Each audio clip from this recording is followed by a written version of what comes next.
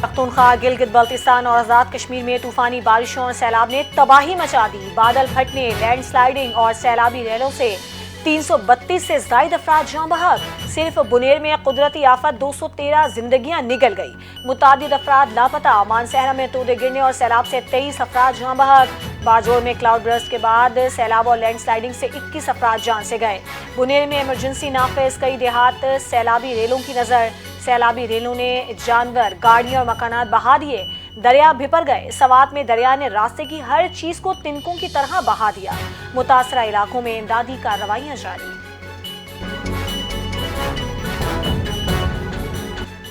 پی D M میں خیبر پختونخوا نے گزشتہ 48 گھنٹوں کے دوران بارشوں اور سیلاب سے ہونے والے جانی اور مالی نقصان کی تفصیلات جاری کر دیں۔ خیبر پختونخوا میں بارشوں اور سیلاب سے جاں بحق افراد کی تعداد 307 ہو گئی۔ جاں بحق افراد میں 289 مرد، 15 خواتین اور 13 بچے شامل۔ پی ڈی ایم کے مطابق مختلف حادثات میں 23 افراد زخمی، 17 مرد، 4 خواتین اور 2 بچے شامل۔ بارشوں اور سیلاب سے 74 مکانات کو نقصان پہنچا، 11 گھر مکمل تباہ، 63 مکانات کو جزوی نقصان پہنچا۔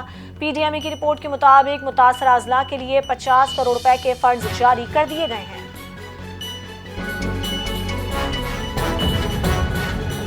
سوات میں سیلابی ریلے میں بہنے والے مزید 8 افراد کی لاشیں برآمد۔ سوات میں جاں بحق افراد کی تعداد 20 ہو گئی۔ ڈپٹی کمشنر سلیم جان کے مطابق لاشیں بشنبڑ اور ڈائیوا اڈا مینگورہ کے قریب سے ملی ہیں۔ شدید بارشوں اور سیلابی ریلوں نے مینگورہ، منگلور، مٹا کو کارائی میں تباہی مچا دی۔ سیلابی پانی کاروبار، مکانات اور گھریلو سامان بہا کر لے گیا۔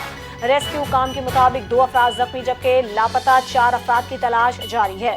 مکان باغ، مالا بابا، لنڈیکس، شہید آباد اور امان کوٹ سب سے زیادہ متاثر ہوئے۔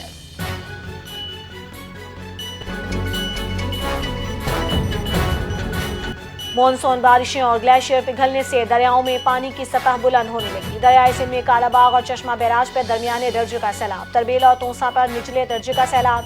پی ڈی ایم کے مطابق دریائے ستلج میں گارڈا سنگھ والا کے مقام پر بہاؤ 68,000 کیوسک تک پہنچ گیا۔ دریائے جہلم اور چناب میں صورتحال معمول کے مطابق۔ نالا پھلکوں میں نچلے درجے کا سیلاب، نالا بسنتر میں پانی کی سطح بلند، نچلے درجے کا سیلاب برقرار۔ تربیلا ڈیم 98%، منگلا ڈیم 68% بھر چکا ہے۔ D G P D M نے دریاؤں کے پارٹ میں رہائش پذیر افراد کو فوری طور پر محفوظ مقامات پر منتقل ہونے کی ہدایت کر دی۔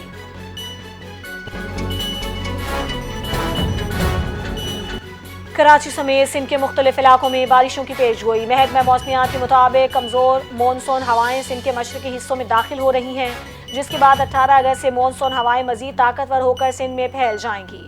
محکمہ موسمیات کا بتانا ہے کہ آج سندھ کے بیشتر حصوں میں مطلع جزوی ابر آلود اور موسم مرطوب رہنے کا امکان ہے۔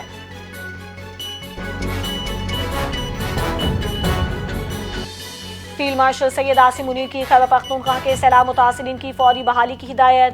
فوج خیبر پختونخوا کے سیلاب متاثرین کی بھرپور مدد کرے گی۔ آرمی چیف نے کہا کہ پاک فوج نے 1 دن کی تنخواہ سیلاب متاثرین کے لیے وقف کر دی ہے۔ پاک فوج کا 1 دن کا راشن بھی سیلاب متاثرین کی امداد کے لیے مختص۔ 600 ٹن سے زائد راشن سیلاب متاثرین کو دیا جائے گا۔ سیلاب متاثرہ علاقوں میں اضافی فوجی دستے بھیجے جا رہے ہیں۔ Urban search and rescue team Khyber Pakhtunkhwa میں تعینات کر دی گئی۔ افواج پاکستان مشکل کی ہر گھڑی میں خیبر پختونخوا کے بہادر عوام کے ساتھ ہے۔ سیلاب سے متاثرہ علاقوں میں ریسکیو ریلیف آپریشن تیز۔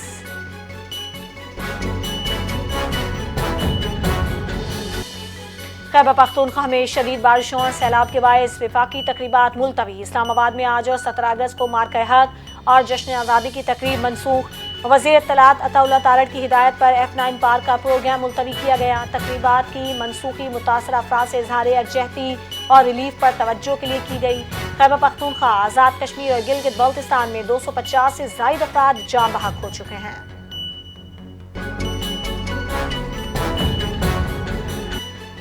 امیر جماعت اسلامی حافظ نعیم الرحمان کا وزیر اعظم شہباز شریف اور وزیر اعلیٰ خیبر پختونخوا علی امین گنڈاپور سے رابطہ۔ سیلاب متاثرین کی امداد اور ریسکیو آپریشن میں تعاون کی یقین دہانی کرا دی۔ جماعت اسلامی اور الخدمت فاؤنڈیشن نے متاثرہ علاقوں میں امدادی کارروائیاں شروع کر دی ہیں۔ وزیر اعظم نے NDMA کی طرف سے 500 ٹن امدادی سامان بھیجنے کی اطلاع دی اور جماعت اسلامی کے تعاون کو سراہا۔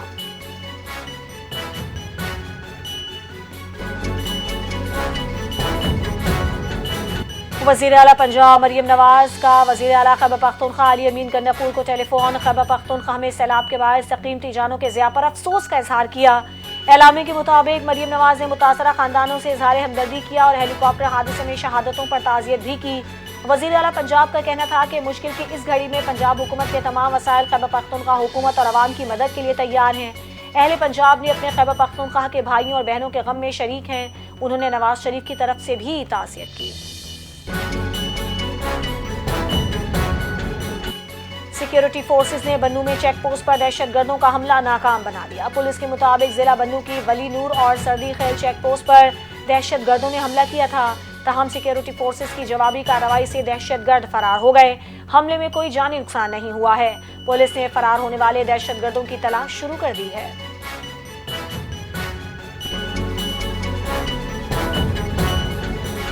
D G I S P R کی طلبہ کے ساتھ خصوصی نشست۔ بلوچ طلبہ کے سوالات۔ D G I S P R نے مفصل جواب دیتے ہوئے کہا کہ بلوچستان کی عوام خود دہشت گردوں کی نشاندہی کر رہی ہیں۔ کوئی بھی آپریشن عوام کی نشاندہی سے ہی کامیاب ہوتا ہے۔ کوئی شہری دہشت گردوں کو پناہ یا بارودی مواد رکھتا ہے تو اسے سنگین نتائج بھگتنا ہوں گے۔ پاکستان کو آزاد رکھنے کے لیے روزانہ افسران، شہری اور حکام قربانیاں دے رہے ہیں۔ نائب وزیر اعظم اور وزیر خارجہ اسحاق ڈار 17 سے 19 اگست تک برطانیہ کا سرکاری دورہ کریں گے۔ لندن میں برطانیہ کی نائب وزیر اعظم اینجلا رینر سے ملاقات ہے۔ برطانیہ کی پارلیمانی انڈر سیکرٹری ہیمش فالنگ سے بھی ملاقات ہوگی۔ دفتر خارجہ کے مطابق اسحاق ڈار کی دولت مشترکہ کی سیکرٹری جنرل شلی آیورکر بوچوے سے بھی ملاقات شیڈیول۔ لندن میں پاکستانی ہائی کمیشن میں پنجاب لینڈ ریکارڈ اتھارٹی کے منصوبے کا افتتاح کریں گے۔ منصوبے کا مقصد اوورسیز پاکستانیوں کا زمین سے متعلق مسائل کا آن لائن حل فراہم کرنا ہے۔ اسحاق ڈار کی برطانوی ارکان پارلیمنٹ، کشمیری رہنماؤں اور برٹش پاکستانی کمیونٹی سے ملاقاتیں شیڈیول ہیں۔ پاکستانی دنیا میں سب سے کم ٹیکس دیتے ہیں۔ مضبوط معیشت کی بنیاد ٹیکس، برآمدات اور سرمایہ کاری ہے۔ 1 اپریل 2022 کو اندرونی طور پر ڈیفالٹ کر چکے تھے۔ احسن اقبال نے کراچی میں تقریب سے خطاب میں کہا کہ شرطیں لگ رہی تھیں کہ بیرونی ڈیفالٹ کب ہوگا۔ شرح سود 22% سے کم ہو کر 11% پر آ گئی۔ ہر ریٹنگ ایجنسی نے پاکستان کی ریٹنگ بہتر کی ہے۔ ہمیں نئی اڑان بھرنے کا موقع ملا ہے۔ بیرونی سرمایہ کاری کے لیے عالمی دوڑ جاری ہے۔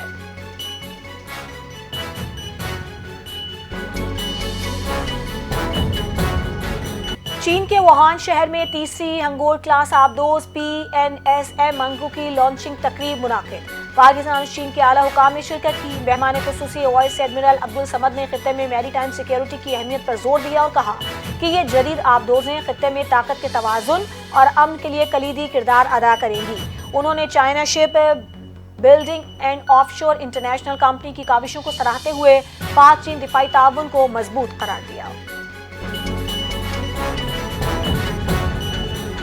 انصاف میں تاخیر پر عدالت برہم، جدید نظام لانے کی ہدایت۔ سپریم کورٹ کا مصنوعی ذہانت کے استعمال پر زور۔ انصاف کی تاخیر انصاف کے خاتمے کے مترادف ہے۔ عوام کا عدلیہ پر اعتماد متاثر ہو رہا ہے۔ عدالتی فیصلے میں کہا گیا کہ کمزور طبقے طویل مقدمات کا خرچ نہیں اٹھا سکتے۔ پاکستان بھر میں 22 لاکھ مقدمات زیر التوا، جبکہ سپریم کورٹ میں 55,941 مقدمات زیر التوا ہیں۔ عدالتوں میں جدید اسمارٹ کیس مینجمنٹ سسٹم لانے کی ضرورت ہے۔